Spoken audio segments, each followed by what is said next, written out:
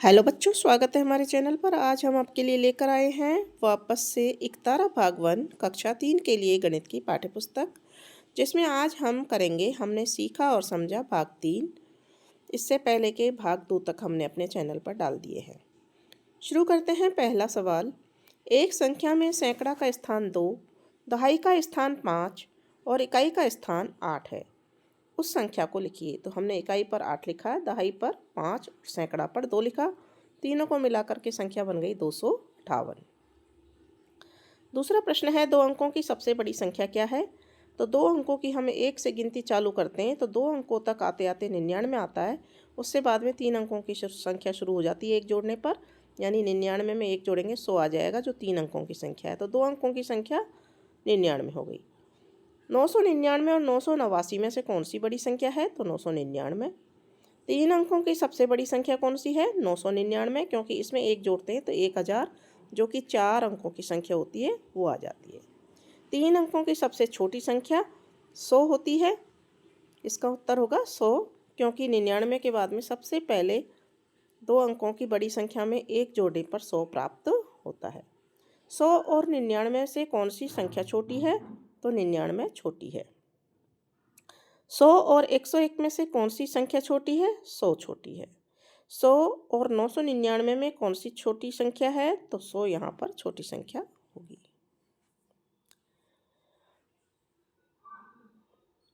कौन सी वस्तु अधिक लंबी है, पेंसिल या रबड़।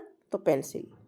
कौन सी वस्तु की लंबाई कम है, टेबल या बेंच। तो टेबल की। इनमें से कौन सी वस्तु सबसे लंबी है, पेंसिल, पेन या बुक। तो सबसे लंबी है पुस्तक। यदि एक पेंसिल की लंबाई 15 शॉर्पनर के बराबर है तो 2 पेंसिलों की लंबाई कितने शॉर्पनर के बराबर होगी। तो एक की 15 के बराबर है तो 2 हो जाएंगे 15 प्लस 15, या फिर 15 गुणा 2, यानी कि 30 शॉर्पनर के बराबर होगी। यदि एक पुस्तक की लंबाई 2 पेंसिलों के बराबर है तो 3 पेंसिलों की लंबाई कितनी पेंसिल के बराबर होगी। 3 पुस्तकों की लंबाई 2 + 2 + 2, एक पुस्तक की 2 है, 2 पेंसिल के बराबर, तो दूसरी की भी 2, फिर तीसरी की भी 2, तो 2 + 2 + 2 6 पेंसिलों के बराबर 3 पुस्तकें होंगी। प्रश्न नंबर 14 है, एक बस को 15 किलोमीटर की दूरी तय करनी है। यदि वह 8 किलोमीटर दूरी पहले ही तय कर चुकी है तो बताइए बस को कितनी दूरी तय करनी शेष है। तो यहाँ 15 में से हम 8 को घटा देंगे, यानी कि 7 किलोमीटर दूरी तय करनी शेष है। उत्तर आ जाएगा। अब है, एक पेंसिल की लंबाई 15 सेंटीमीटर है। यदि उसे 3 सेंटीमीटर काट दिया जाए तो उसकी शेष लंबाई कितनी होगी। तो यहाँ पर 15 में से 3 को घटा देंगे, 12 सेंटीमीटर उसकी लंबाई होगी। प्रश्न नंबर 16 है, एक कागज की लंबाई 25 सेंटीमीटर है। इसमें से 5 सेंटीमीटर काट कर अलग कर दिया जाए तो शेष लंबाई क्या होगी। तो बच्चों यहाँ पर काट दिया है तो हम 25 में से 5 सेंटीमीटर को घटा देंगे, 20 सेंटीमीटर उत्तर आ जाएगा। प्रश्न नंबर 17 है, एक लड़का शाम 5 बजे से रात 7 बजे तक खेलता है। तो बताइए कितने समय तक खेलता है।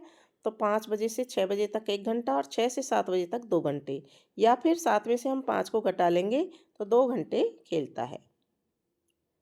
एक लड़की प्रातः 9 बजे से प्रातः 11 बजे तक पढ़ाई करती है। बताइए वे कितने समय तक पढ़ाई करती है।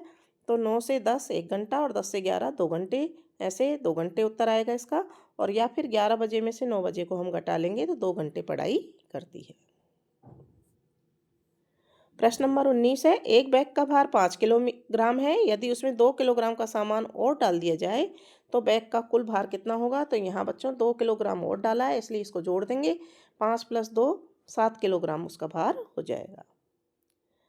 20वां सवाल है, एक डिब्बे का भार 15 किलोग्राम है। यदि उसमें 5 किलोग्राम का सामान और डाल दिया जाए तो कुल भार कितना होगा। तो कुल भार हो जाएगा, 15 में 5 को जोड़ देंगे, 20 किलोग्राम। प्रश्न नंबर 21 है, यदि एक लकड़ी की लंबाई 300 सेंटीमीटर है तो उसकी लंबाई मीटर में कितनी होगी। तो बच्चों हम जानते हैं 100 सेंटीमीटर बराबर 1 मीटर होता है, 200 सेंटीमीटर बराबर 2 मीटर और 300 सेंटीमीटर बराबर हो जाएगा 3 मीटर। ठीक है। प्रश्न नंबर 22 है, एक टेबल की लंबाई 100 सेंटीमीटर है तो उसकी लंबाई मीटर में कितनी होगी। तो हम जानते हैं 100 सेंटीमीटर बराबर 1 मीटर होता है, इसलिए 1 मीटर उसकी लंबाई होगी। यदि कमरे की लंबाई 5 मीटर है तो उसकी लंबाई सेंटीमीटर में कितनी होगी। तो हम जानते हैं 1 मीटर में 100 सेंटीमीटर होते हैं, तो 5 मीटर में कितने सेंटीमीटर हो जाएंगे? 100 से इसको गुणा कर लेंगे या फिर 100 को 5 बार जोड़ लेंगे। तो 100 पंजे 500, यानी कि 500 सेंटीमीटर इसकी लंबाई हो जाएगी। कौन सी लंबाई अधिक है? 30 सेंटीमीटर या 3 मीटर? तो 30 सेंटीमीटर, और 3 मीटर में होते हैं 300 सेंटीमीटर, तो 3 मीटर अधिक लंबी है। यहाँ कौन सी लंबाई अधिक है? 120 सेंटीमीटर या 1 मीटर? तो यहाँ 1 मीटर में 100 सेंटीमीटर होते हैं और ये 120 है, तो 120 सेंटीमीटर अधिक लंबी है।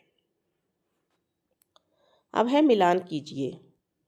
यहाँ पर देखिए, इस आकृति को जब खोलते हैं तो ऐसी दिखाई देती है, इस आकृति को खोलते हैं तो ऐसी, और इस आकृति को खोलते हैं तो ऐसा। तो इसको हम ऐसे मिलान कर देंगे। फिर है आकृति पहचानिए। मेरा एक गोलाकार आधार, एक शीर्ष और कोई किनारे नहीं है, यानी कि एक गोलाकार आधार है और एक शीर्ष है, यानी कि ये शंकु है। तो यहाँ हम शंकु लिख देंगे। मैं 3 भुजाओं से घिरी बंदरा करती हूँ। 3 भुजाएं, ये देखो 1 2 3, तो इसको कहते हैं त्रिभुज। तो यहाँ त्रिभुज लिख देंगे। मेरे 8 कोने हैं, वह सभी किनारे व लंबाई बराबर के हैं। तो ये घन आएगा। यहाँ पर 8 कोने वाला बराबर आकृति का कैसा होता है? जो चौक का डिब्बा या चाय का डिब्बा होता है ना, ये देखिए इस तरह का ये घन होता है। तो इसको यहाँ घन लिख देंगे।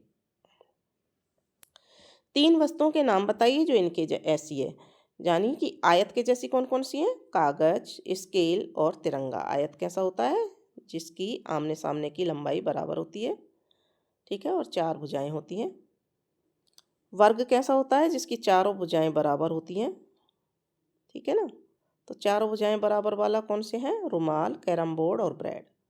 और यहाँ कागज, स्केल और तिरंगा आयत के आकार की हैं। और त्रिभुज के आकार की, यानी कि इस आकार की कौन कौन सी चीज़ें हैं? झंडी होती है, इस तरह की झंडी लटकाते हैं ना, ये समोसा होता है, और पिज्ज़ा का टुकड़ा होता है। जो पिज्ज़ा में से हम टुकड़े काट लेते हैं ऐसे, तो एक टुकड़ा त्रिकोण आकार का होता है। और इसी के साथ में बच्चों आपका ये आकलन कंप्लीट हो जाता है। बच्चों आपको समझ में आ गया होगा अच्छे से कि कैसे किस चीज़ को हल करना है, माइनस करना है, घटाना है, बड़ी संख्या कौन सी है, छोटी संख्या कौन सी है, ये सब आपको समझ में आ गया होगा। नहीं समझ में आए तो इसको एक बार और देखना, एक बार और सुनना ध्यान से, और पढ़ना, आपको समझ में आ जाएगा। अब मिलेंगे अगले वीडियो में अगले चैप्टर के साथ में। तब तक आप हमारे चैनल को सब्सक्राइब कीजिए, वीडियो को लाइक कीजिए और कमेंट बॉक्स में एक प्यारा सा कमेंट ज़रूर लिख दीजिए।